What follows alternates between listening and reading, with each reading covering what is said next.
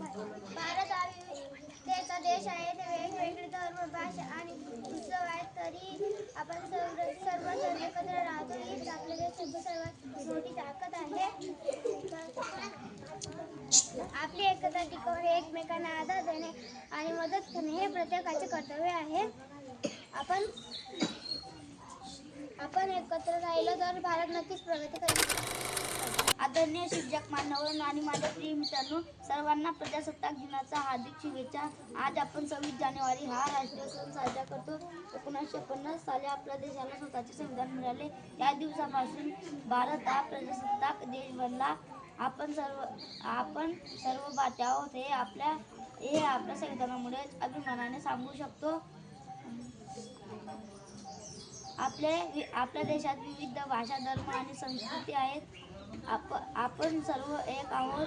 आपल्या देशाचा विकास करायचा असेल तर प्रामाणिकपणा, शिस्त आणि देशप्रेम सर्वांना माझे नमस्कार.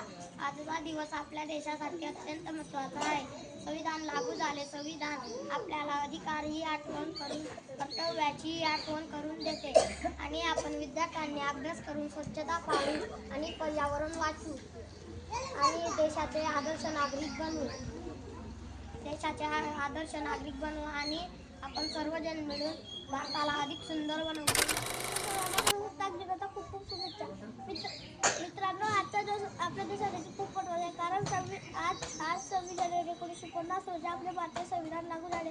पण ते कसे तयार झाले? स्वातंत्र्य मिळवलं देशातील एक संविधान तयार होण्याची पण ते डॉक्टर बाबासाहेब निवडणुकीत आलेल्या डॉक्टर बाबासाहेब आंबेडकर यांनी हा प्रजासत्ताक देश बनला.